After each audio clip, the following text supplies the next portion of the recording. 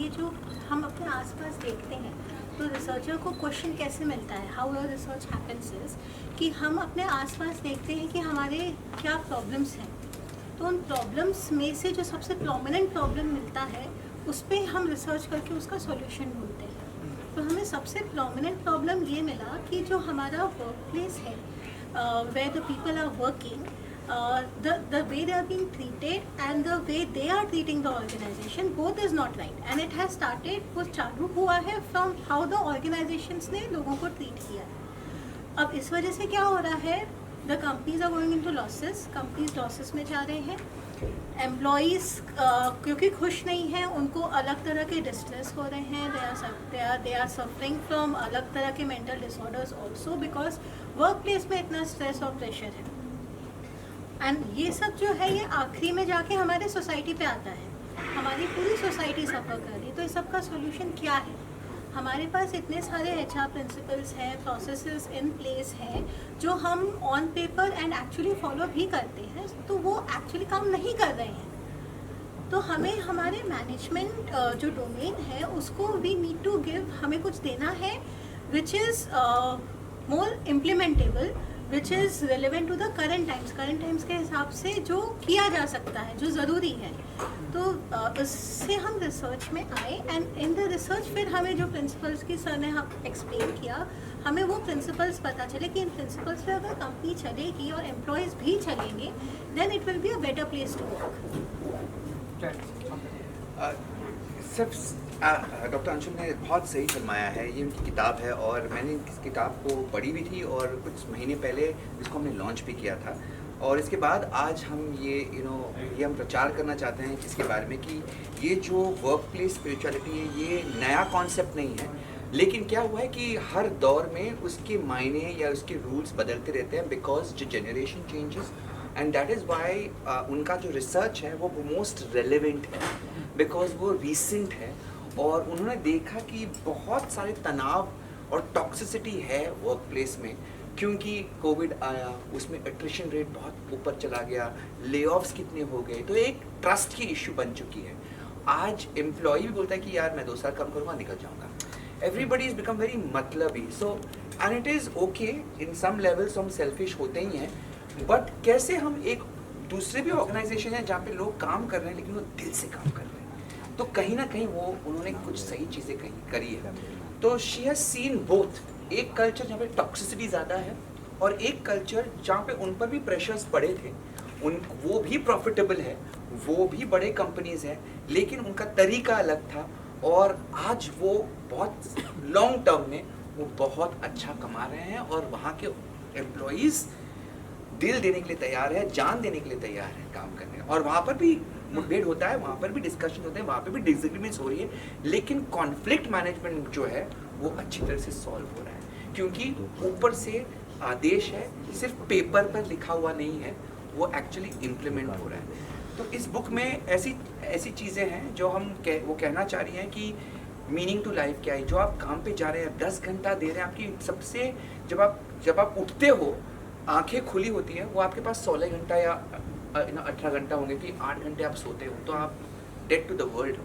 लेकिन जब आप उठ जाते हो तो वो 8 या 10 घंटा उसमें से आप काम को दे रहे हो, और ये सालों दर साल तक एटलीस्ट 30-40 ईयर्स तो आप काम करोगे। तो अगर वहाँ पर आपको खुशी नहीं मिल रही है, पर्पस नहीं मिल रहा है और सिर्फ पैसा कमाने का जरिया है, दिस इज सैड। अगर आप बहुत गरीब हो, सो देन इट्स अंडरस्टैंडेबल कि आप वही काम करोगे जिसमें पैसा मिल रहा है। Not talking about those people. एक लेवल ऑफ पीपल वो भी है जो जिनके पास काम है, ऑप्शंस है, but they want to find little bit more meaning in life. तो ये उन लोगों के लिए है, it's not for people who are on survival mode. तो ये पहले ही बोल देता हूँ कि अरे आप इतना भाषण दे रहे हो स्पिरिचुअलिटी के बारे में, नहीं, आई मीन उन लोगों के लिए नहीं है, because that's very difficult life that they are living. It's really sad and that is a different topic all together.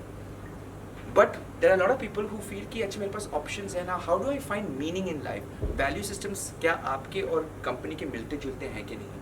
Third, interconnectedness, dependability, क्या आप दूसरों पर ट्रस्ट कर सकते हो, and how do you kind of make a team work together. तो ये ऐसी बहुत सारी चीज़ें किताब में भी हैं, और किस तरीके से उसको इम्प्लीमेंट करना चाहिए फ्रॉम 3 लेवल्स। एक एम्प्लॉय भी, उसका भी एक कहीं ना कहीं उसका ईमान होना चाहिए, सिर्फ एम्प्लॉयर पर नहीं होना चाहिए। तो many times ये जो ईमान जो principles होते हैं ये हमें घर में मिलते हैं अपने परिवार वालों से. And after a certain point, it's the education system, which is the colleges where you learn certain things, and then it's your work culture. So throughout your life, you're getting certain value systems with your experiences. So it's very important that colleges पे, also at the workplace, and also government can implement this spirituality process because this is the need of the hour. बिल्कुल. Last जैसा कि film एक बहुत ही easy माध्यम होता है इन सारी बातों को लोगों तक पहुंचाने में, तो क्या फिल्म बननी चाहिए? एक फिल्म बनी थी मधुर भंडारी की कॉर्पोरेट. हाँ, तो कॉर्पोरेट कल्चर कैसे चलता है, fire and hire and fire, तो वो भी दिखाता है the dark belly of in the corporate world. And also the same time there are certain organisations. ऐसी एक फिल्म बननी चाहिए जहाँ पे कई लोगों ने अपनी जान दे दी है. फॉर एग्जाम्पल, बेस्ट एग्जाम्पल, ताज पे टेररिस्ट अटैक हुए थे, करेक्ट, 26 जनवरी, और वहाँ पर एम्प्लॉयज़ ने गेस्ट को प्रोटेक्ट किया अपनी जान दांव पे लगाकर. ये क्यों करते हैं अगर उनको कोई लगाव ही नहीं है उस ऑर्गेनाइजेशन के साथ? Because I know I have worked in the hotel industry, I am hotel management student, I have done my inductions, so I can tell you that the Taj का जो टाटा ग्रुप का जो मेन जो ऊपर से आता है ना, they very very employ motivated. They employees को बहुत, मतलब वहाँ पर भी झटके होते हैं, बहस होती है, पर उनका कॉन्फ्लिक्ट मैनेजमेंट तगड़ा है. They very pro employee, they will stand by the employee. अगर कुछ प्रॉब्लम हुआ आपके घर में and that person is working, they will take care of the entire medical expenses. फिर ऐसा आदमी ना, जब आपके माँ बाप कभी प्रॉब्लम से जाते हैं एंड मेडिकल बिल्स एक गरीब इंसान के लिए बहुत ऊपर होता है. So I remember during my working time also there was एक बंदा हाउसकीपिंग में था और उनको इसकी कैंसर हुआ था मम्मी का. पूरा खर्चा was taken over immediately, ना कुछ बोले, just एक रिपोर्ट, ये my mom has got cancer, finished. From the hotel, medical expenses, सब कुछ, उसको लीव भी दिया गया था कि अच्छा कुछ दिन के लिए वो नहीं आ पाएंगे. ये इंसान जब उसका वक्त आएगा कुछ देने के लिए, क्या वो अपनी जान नहीं देगा? So this is the kind of things that she is talking about. That अंदर से वो भावना आनी चाहिए. It has to be worked both ways.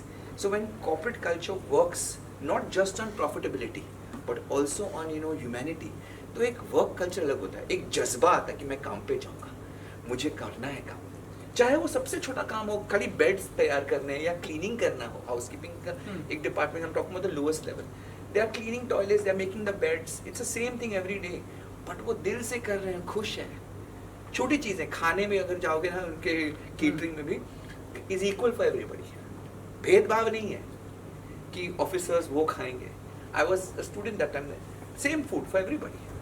तो इट्स अ फीलिंग कि यार ये भेदभाव नहीं हो रहा है. So that is the kind of organisations that we are looking at. Just give you an example, ऐसे बहुत सारे हैं. So this is something that doctor Anshul is talking about. When we जब हम ये सब इम्प्लीमेंट करते हैं और इंसान अपना फुल 100% दे रहा है काम पे, उससे क्या होता है कि द यूनिकनेस, हर इंसान अलग अलग है. Now Harry is different, sir is different, I am different, you are different. आपके जो क्वालिटीज़ है वो 100% बाहर आते हैं.